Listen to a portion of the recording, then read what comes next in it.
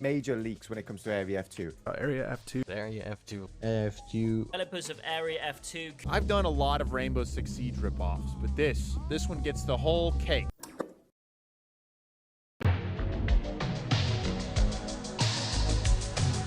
Do you think Area F2 will come back? Is the same question I asked infamously controversial content creator SirLion during an interview I conducted to better understand SirLion and his many controversies. SirLion, a content creator that is more known to the Area F2 community than Snoop Dogg is to rap. Not for the right reasons though. His name carries connotations of unprofessionalism and dishonesty, and has received no shortage of flack over the past few months.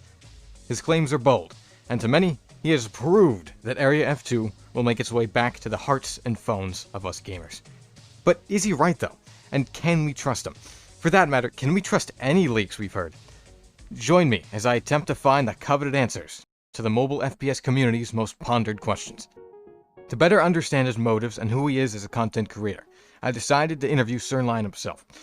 Unfortunately, he only agreed to interview over text, so not as good as voice, but it'll have to do. Now before we get to the interesting part, we gotta knock out the basic stuff real quick. SirLion started 2 other channels prior to the one we know and know today. One where he just uploaded as he pleased, whatever games he felt like, and one where he focused on competitive, critical ops, and other FPS games. This channel got 5K subs, he says, but unfortunately, he claims he deleted both channels a while ago. His motivation for starting his most recent channel, to be the best AF2 YouTuber ever, which is, a respectable motive for sure. He also stated prior to the interview that he wanted to help his family financially when his channel becomes more successful down the road. If Area F2 ever gets officially pronounced dead, he said he'll probably just take a break from YouTube until another game like War in Arms comes to fill its place. With that out of the way, I do want to go over other responses that are a little more controversial. SirLion responded with a list of evidence when I asked the infamous question. He, of course, is convinced that Area F2 will come back. When examining his evidence, though, some things caught my attention. Now, the most common argument against us, quote-unquote, Area F2 deniers is the Wayback Machine argument. The Wayback Machine is an internet archive that saves web pages for view at a later date. Now, this is the archive for the URL areaf2.com. As you can see, the website was updated frequently throughout November, according to SirLion. There's only one issue with that, though. It's wrong. Well, kind of. When the Wayback Machine saves a snapshot of a page, it marks the time and date on this calendar, as you can see by these blue dots. Thing is, though, each snapshot doesn't really mark when a web page is updated, just when it's saved by the Wayback Machine. It even says that right here on the Wayback Machine's homepage. The way it decides to save a snapshot is a bit too complicated for my mobile gamer brain, but trust me, it doesn't mean it was updated. Now, here's the thing though. SirLion isn't entirely wrong either. Here's where it gets interesting. The snapshots taken in November, as you can see, are green. But what does green mean? Well, when a snapshot is highlighted green, it means that the URL sent back a 3xx status code redirect. A what? Well, to simplify, it's a status that the server pings back to the client after a request was redirected to another URL. If you're still lost, don't worry, because what really matters is the error that this alternate URL shows. Error 503. This is huge. Error 503 is the message error that the client gets when the site that they're trying to access is under development. With that in mind, that we know the AF2 website is definitely being developed or modified in some way. I expected this though, because a day earlier to my error message scavenger hunt, I viewed the same page and was genuinely shocked by what I saw. While the other calendar on the Wayback Machine doesn't show updates, the Changes tab does. All you have to do is select a date, then a later date, and hit compare. Slight issue though, the original footage of this got corrupted, so all I have is these screenshots. But as you can see, the site was clearly changed. Furthermore, the site gave me the 503 error just 24 hours after, meaning that it went back into maintenance and is still not available at the time of recording. So, what does all this mean? Well, this alone is by no means definitive evidence that AF2 will come back, or even soon, but it is definitely promising, and something that I think we should think about. Also, SirLion was technically wrong about the updates on the calendar, and spreading information to a large fan base without doing proper research first as well dangerous. I mean, SirLion could have been completely wrong, and if he was, he would have spread misinformation to a huge portion of the mobile community, and only a small fraction would have seen this video.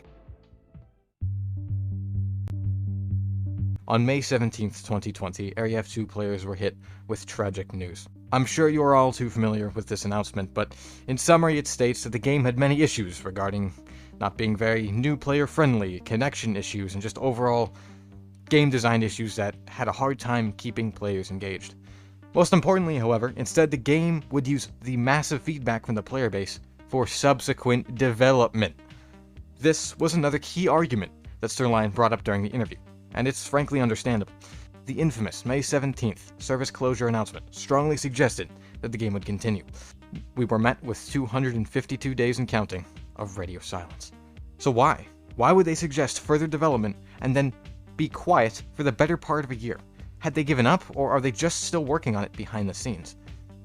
This announcement really only raised more questions than answered as time went on.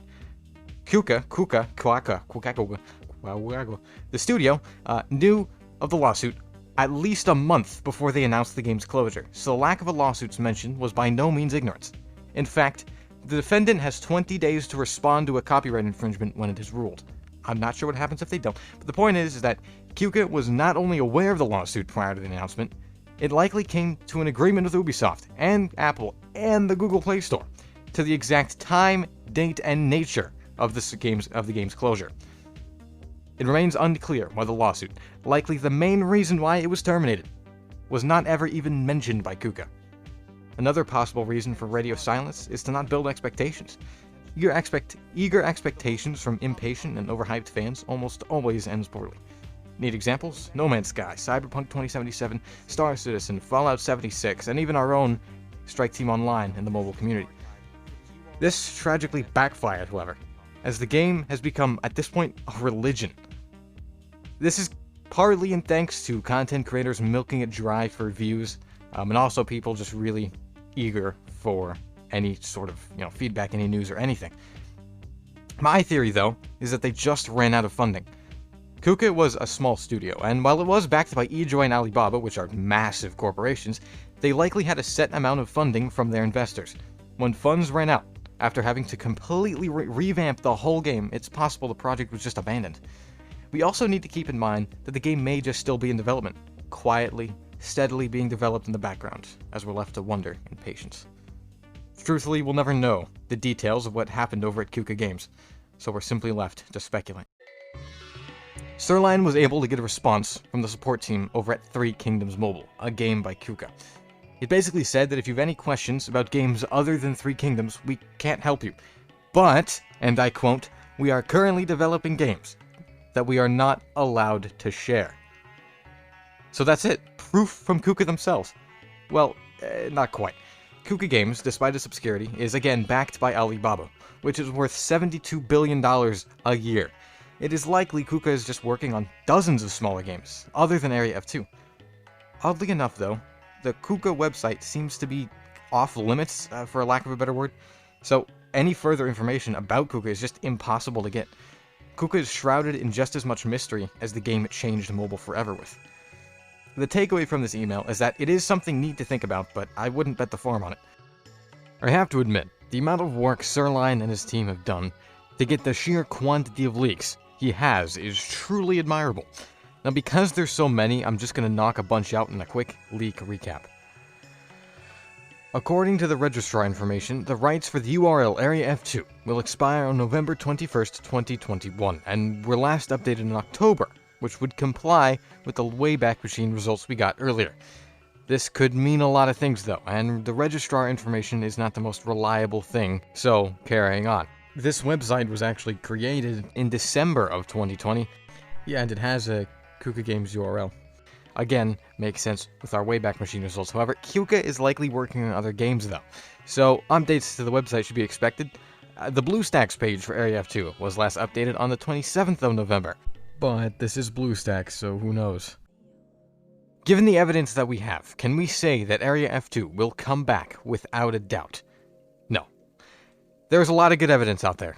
Hell, I barely scratched the surface in this video, and I would certainly say it's a possibility. The issue is the amount of uncertainty and unanswered questions right now. Why did Kuka not address the lawsuit? Why have we not heard anything at all in almost a year? Why is the Kuka site off limits? Even after months of research by leakers like SirLion and everyone in the AF2 community, hundreds of questions still remain a mystery. So, can we trust SirLion then? Well, honestly, I would say, when it comes to leaks, trust him, but take everything with a grain of salt. Accuse him for lying all you want, but when it comes to F2 leaks, he knows his stuff. I've had people come to me and try to expose him for this and that. When I asked to see evidence and screenshots, though, I got nothing. Not a single. Not one person could follow up their accusations of SirLion lying with actual evidence. Some exceptions, I'll get to that though. Part of what took me so long to make this video is a simple lack of credibility. Research was just a back and forth of he said, she said, without actual evidence of anything. I do believe that SirLion is getting in way too much shit from the community. He's a guy who's pursuing leaks about a game he's passionate about. I do have my gripes though.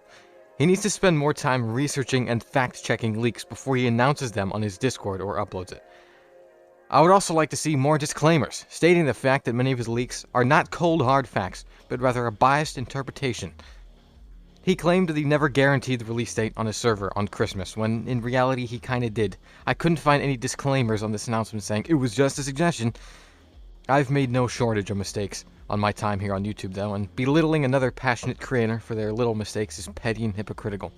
Many also give him shit for being immature or whatever, but I think that's BS too. He was polite and professional throughout our interview, even when I criticized and challenged his leaks. And many of instances of unprofessionalism are simply caused by people just kinda being a dick to him. I've seen IMAO call people idiots and others to fuck off. It was well deserved, don't worry, but we're not calling him unprofessional now, are we? This is YouTube. We're a bunch of dudes uploading to YouTube for fun and views, not a goddamn office job. Be unprofessional for all I give a damn. We're just here to make entertainment. For those reasons, SirLion, I hereby formally apologize on behalf of me and my community. We may disagree on content practices. I might not be a huge fan of your videos, but at the end of the day, we're not too different.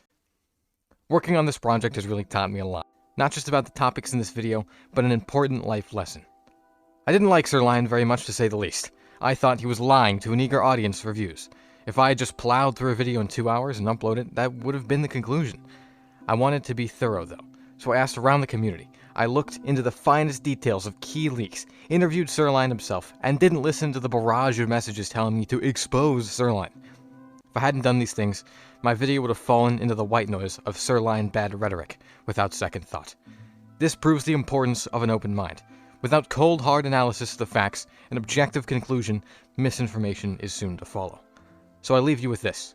How many times have you jumped to conclusions without reading between the lines first? Would you even know that you're wrong? In the words of poet Nick Flynn, a man only falls when he notices his mistake. And with that in mind, I'll see you beautiful people next time I'm bothered to upload.